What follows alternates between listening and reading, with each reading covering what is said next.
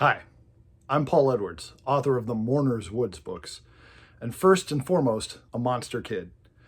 Tonight I'm watching What Lies Beneath from 2000, starring Michelle Pfeiffer and Harrison Ford. And yes, I know Harrison Ford gets top billing in it, but I'm putting Michelle Pfeiffer first because she plays the main character and her performance is what makes the film.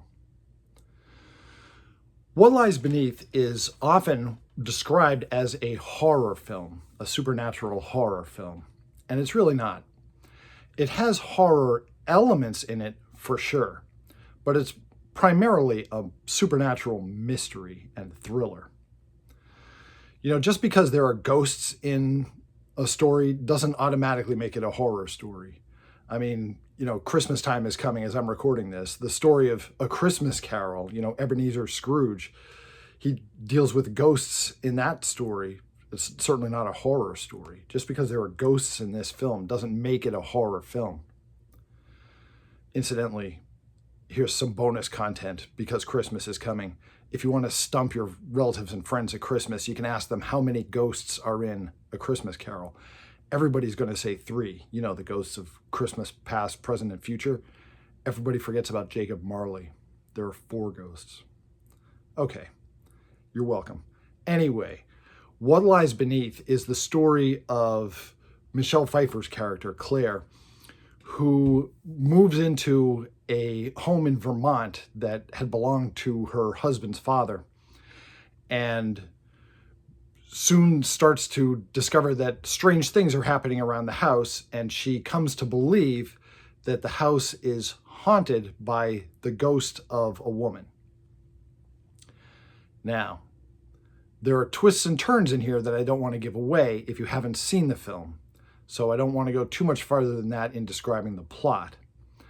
But Michelle Pfeiffer's character is the protagonist, and she is encountering ghostly clues that will ultimately lead to the solution of a mystery. Are there horror elements in this film? Absolutely. There are jump scares. There are apparitions, ghostly things happen around the house. And, you know, you certainly get the vibe that you're in a haunted house, but you really don't get the feeling that it's a horror movie proper because you're so busy trying to solve the mystery of what really is going on here. Michelle Pfeiffer's performance is what makes this film, and she just does an outstanding job as the heroine. Harrison Ford seems out of place at first because he's playing the husband who seems almost to be a secondary character in the story. And you're wondering why in the world they would get an actor as prominent as Harrison Ford to do basically a supporting role. Of course, his role becomes more significant as the film progresses. Now, that's about as much as I can tell you spoiler-free, and I do recommend the film. If you want to end here because you want to be free of spoilers, then I'll see you next time. If you don't care or already have seen the film, now I'm going to talk about things under the assumption that you have seen the film, okay? The most unbelievable part of this film is not the ghosts. The most unbelievable part of this film is that there happen to be 2 young women with the initials MF that cross paths with our heroine Claire. Because at first she believes Mary Fiore, the neighbor next door, has been murdered by the husband.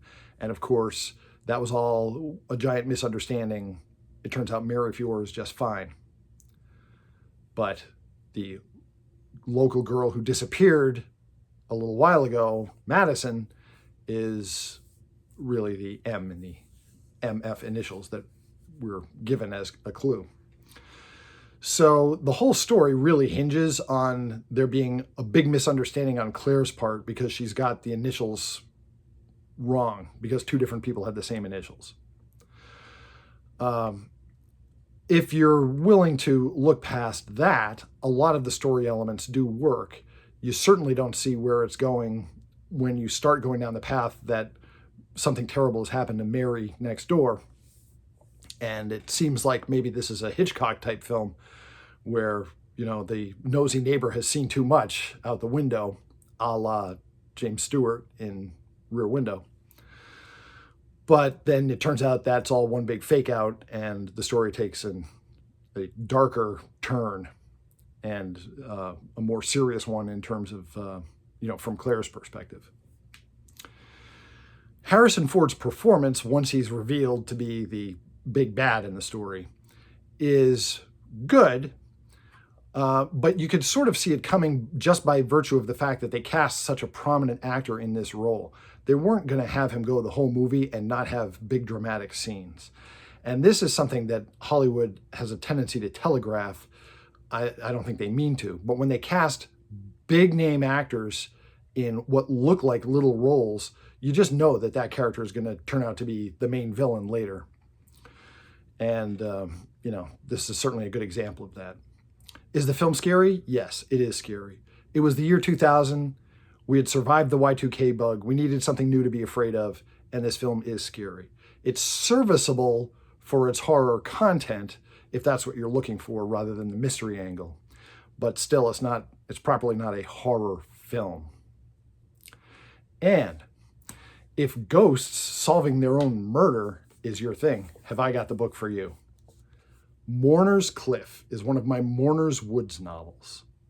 In Mourners Cliff, Jasmine Jazani loved hiking to the top of Mourners Cliff, despite its location in a reputedly haunted forest. One morning, Jazz joins her friends for a hike along the cliff top, and she finds it very strange that none of her friends acknowledge her or will speak to her, except for her best friend David, who keeps staring at her asking why she's here. Then the terrible truth is revealed when the group of friends gets to the top of Mourners Cliff and scatter Jazz's ashes off the cliff top, the cliff where she died. Jazz now realizes that she has the responsibility to solve her own murder, to figure out which person in her group of friends pushed her to her death. And she has to do it before her group of friends leave this haunted forest at sundown in order to save the lives of her other friends. Mourners Cliff, like all of my Mourners Woods books, is available on Amazon, and it's available in ebook, audiobook, hardcover, and paperback. My name again is Paul Edwards. My books are the Mourners Woods books. Thanks for letting me talk to you some about the quite good supernatural mystery film, What Lies Beneath.